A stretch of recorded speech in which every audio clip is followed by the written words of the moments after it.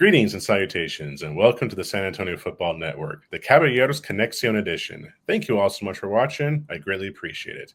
In this video, I have a very special guest. He is kicker Calum Sutherland for the San Antonio Caballleros of the IFA.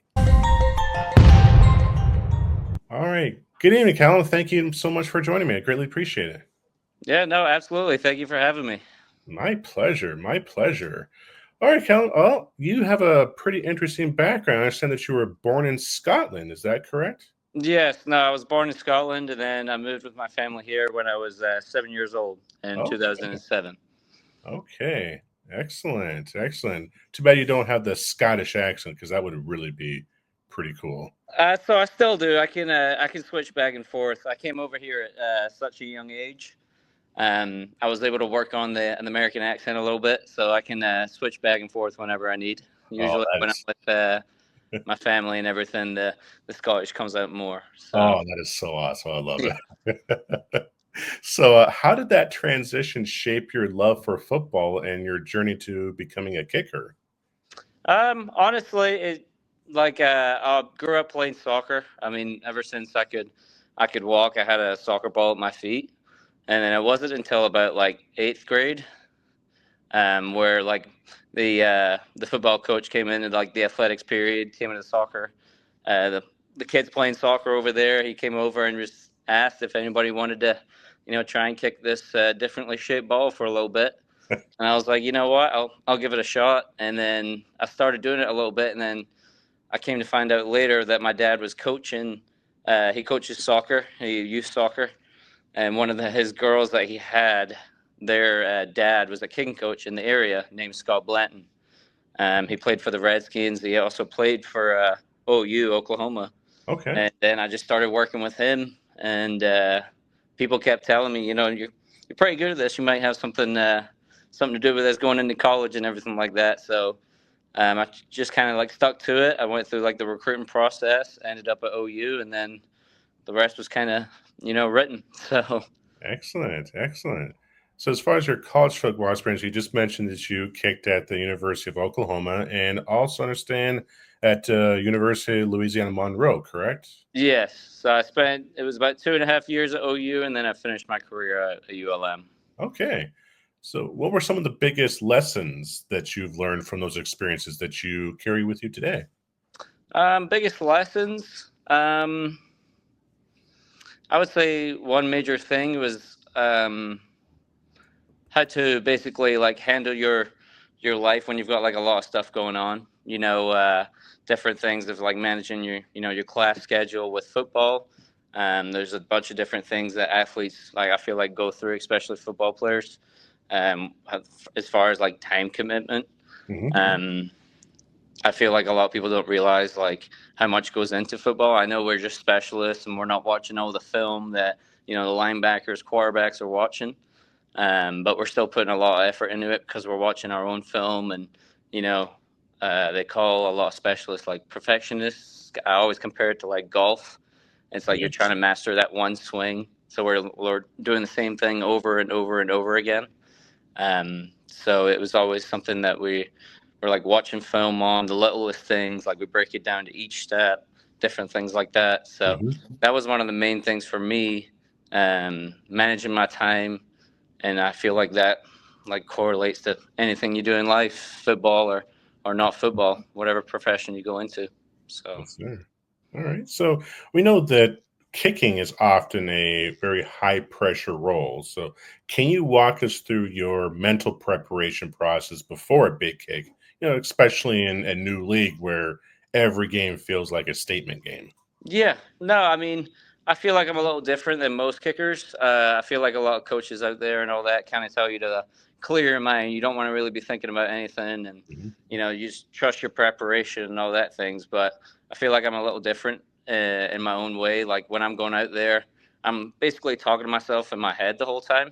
So I go up, I kind of run like a J on the field. So I'm like running up to the ball, and as I'm running up to the ball, the upright's getting bigger and bigger.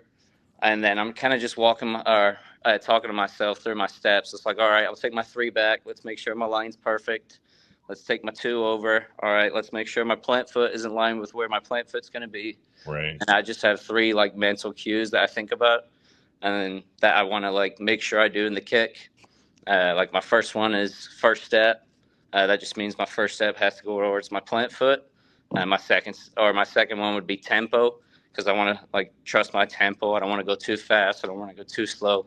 And then my third one would be drive through, and I would just make sure I'm like driving through the ball. So I think about those three things. I take my steps over. I say those three things to myself. I take my deep breath, and then I nod, and then I'm good to go. I just feel like that kind of blocks out everything. Playing on a big stage like Oklahoma, or the big games we played in at ULM. Like I had a game winner against Liberty. That was a pretty big deal for the school and the university itself. So I feel like just doing that kind of helped me eliminate all the outside noise and just kind of lock into my kick. So Okay, that's kind of excellent. my process of how I go through it all. Outstanding. That's a pretty good strategy. Yeah, I know Well, it seems like a lot, but it's what I've always done since I got to the college level, and something I kind of learned from previous coaches like at OU, and then also my coaches at ULM. mm-hmm. So Okay. So now we are going into the IFA, the International Football Alliance, and right now they said they're going to use more of NFL style rules, and which, as you know, that they just started that dynamic kickoff, which was like mhm. a knockoff of the XFL style rules, and that's probably different than you've ever done before in your career. So, how do you think is that going to impact your kicking strategy or your technique? um, One thing I know it will do is definitely keep my legs more fresh for field goals and everything, because we're not trying to bomb it out the back all the time. It's just more of like a 3 or 5 step kick where either we can hit a touchback, or if they want to land it inside the 10-yard line. Hmm. It's definitely going to keep me more fresh. It's definitely different to what I've trained for basically my entire career. We were always trying to hit that big ball on kickoff, Right. especially in college, and then trying to get into the UFL. The UFL, they kick off from the 20-yard line. So Hmm. it's like you have to get the ball down there. So yeah, no, it's definitely a little different, but there is positives behind it as far as, I will be more fresh for those field goals where I'm not trying to, kick a ball 85 yards every time I go out there for a kickoff. So that's the way Okay. I look at it. Excellent. So you talked about a big kick that you did against Liberty. So as a kicker, you are often in the spotlight during critical moments.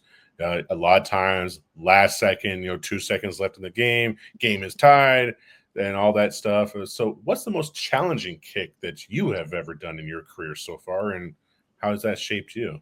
Um, I would probably say that one was the most challenging kick as far as like the game being on the line. Yeah, there was like a minute and a half left, but this was a game where we were 32.5 point underdogs. Oh, geez. We were supposed to have no chance of winning this game. Like I think we went down 28-7. We brought it back to 28-28. And Wow. this was when they had Malik Willis at quarterback, who was an outstanding player. And our defense played great that game. I think we had 3 interceptions. One on the closing drive right after my kick, actually. But yeah, no, I definitely think that was one of the kicks that was like a stepping stone in my career, really having the confidence in myself. And then there was one more game that season. I think it was 2 games before this game where I really like my confidence really like I really got my confidence back, I should say, after my injury at OU and everything, because I tore my adductor at OU, and that's what Oof. and that was like something hard to come back from, because I mean that's in your groin area as a kicker. That's one of the most important muscles we need. Yeah. But yeah, that 2 games before the Liberty game, we played Jackson State. It was Dion's first year, and his son was the quarterback. We won the game 12-7, and I ended up scoring all the points. And that was the first game that ULM won in over a year. So I feel like probably those 2 games are the most life-changing events that's happened in my career, at least as far as gaining my confidence back and just knowing like I have the ability to, to take this to the next level. And I just need to, trust myself, trust my process, and keep doing my thing. Wow. Okay. So, what drew you to the IFA and the San Antonio Caballleros specifically? Was there something unique about this league or team that stood out to you? I think it was more of just another opportunity on the table for a kicker. Making the NFL as a specialist is a hard thing. They only usually keep one on the roster at each position: kicker, punter, snapper. And like the best way to think about it is like every time you go out to either an NFL showcase or you get like a mini camp or anything, like Hmm. you're competing for the best, like to be the best 32 in the world.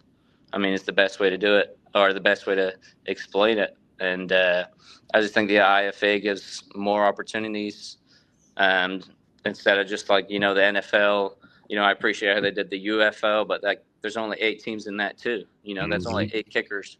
Like they're not going to keep 2 kickers on the roster. All right. So I think it's just a very unique opportunity for guys my age, either coming out of college or have only been out of college a few years. It's just more opportunity for us to get film and hopefully, move on to that next level. And then the only thing I saw for the IFA is like the San Antonio team, they were having a tryout. It wasn't too far from me. I wouldn't have to, spend all this money to, travel Right. out to the West Coast or the East Coast, and yeah, no, I guess I took my opportunity. I went down to the tryout, and they liked what they saw. So Outstanding. yeah. So we know that the IFA is a blend of teams from both the United States and from Mexico, and they're aiming for a unique cultural mix. So, how do you see this league growing, and what role do you hope to play in its success? I see it. I can definitely see it growing in a positive way, simply for the fact that it is attracting more like international and just different, bringing more people into the game of football. You see the NFL, they're going over to Brazil, or if it was Hmm. like Germany or wherever it is, it's starting to grow like worldwide. And I see the game of football growing even more, over the next 5, 10 years. I wouldn't be surprised if, you know, in the next, I would say 10 to 20 years, they try and bring a foreign team into the NFL, if they can get the talent there. I think it's growing worldwide. And I think the IFA doing this with, having teams in Mexico and all that is just going to be the start of something new. And me, me personally, I hope I can, go in there, make a difference with the Caballeros, and then everything just grows from there. Honestly. Absolutely. So the IFA season kicks off in May, and and we are on the road against the Ohio Valley Ironmen for the Mhm. first game, and it's not until like June 6th, I think, is the home opener here in San Antonio. But what are your personal goals for your performance with the Caballeros, and what do you hope the team achieves in its inaugural season? Yeah, I mean, my personal goal, I would say, is obviously do the best I can, get the film I need, and then hopefully, move on to the next level in the NFL. I feel like that's everybody's, goal playing in this league. They just need opportunities to get more film to show they have the ability to do so, but also do the most they can for the team they're signed with. There's only you can be the best athlete, there is out there, but if you're not a team player, you're not a team guy, like they're not gonna look for you in the long run. And I think the as a team, the Caballeros, we've signed some really good talent. We've got a big group chat going. Everybody's bought in, and I think we have a real shot, to take it all the way. Um, So, but yeah, no, I think we've signed some great talent, and I'm honestly really excited to see what we're able to do as a team. excellent. So that kind of leads into the team dynamics section. So, what's the team chemistry like with the Caballeros so far? How are you working with your teammates to build the trust? Especially as a specialist. Yeah, no, I mean, besides the specialists, I'm always seeing the guys in the group chat, like whoever are like next to each other, they're already going on like the field, getting some work in together, whether it's the DBs or the wide receivers with the quarterbacks. Like I know there's a few guys based in San Antonio, Hmm. or I know there's been some other guys um, that have like in other locations that have been getting together and getting some work in. And I think we don't even some of us have actually met. Like I know there's a few of my former teammates from ULM, like Boogie Knight. Jeremiah Hunt. Like those are guys I've played with in college that I know, but they're all getting together, even if they didn't know each other before. And I think it's like a really good thing. And then as far as specialist goes, we've got like a little separate group chat. We've been talking, and then I know we've signed a few more specialists as well. I've actually been messaging the punter today. We're going to look to get some work in. He's based out of Houston.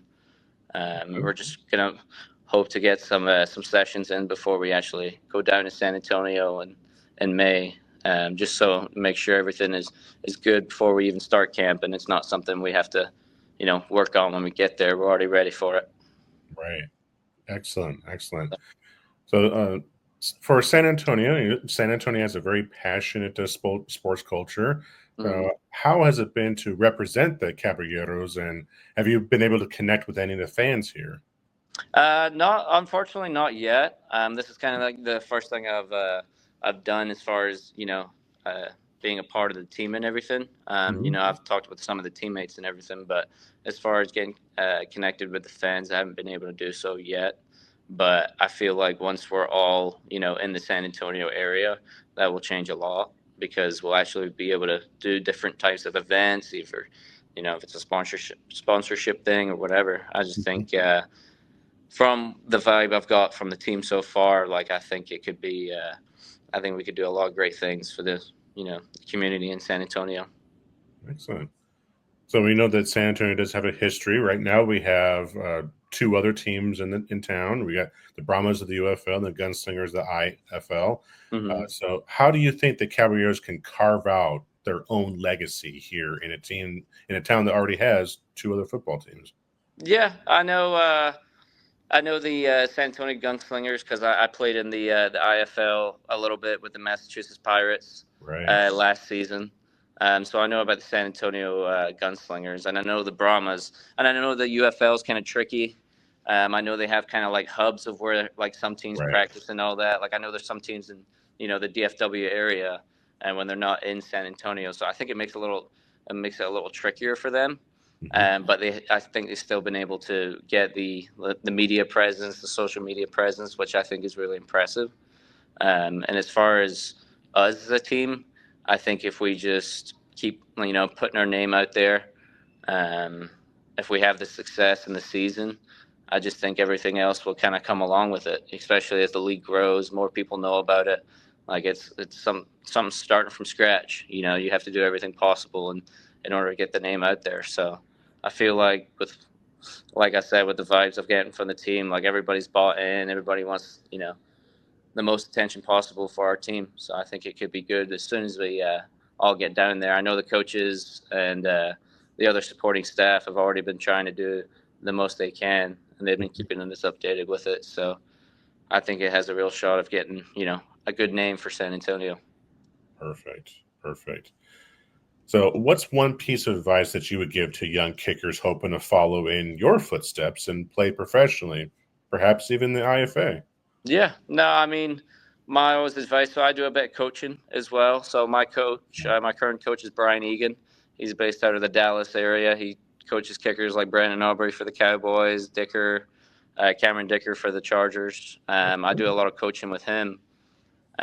We have like an Austin crew, a Dallas crew, and I help them out a lot. And it's just they always come to us asking for advice, and it's not just like advice with football. It's like off the field too. It's different things. It's like if you're trying to get recruited for college, they expect specialists to be squeaky clean.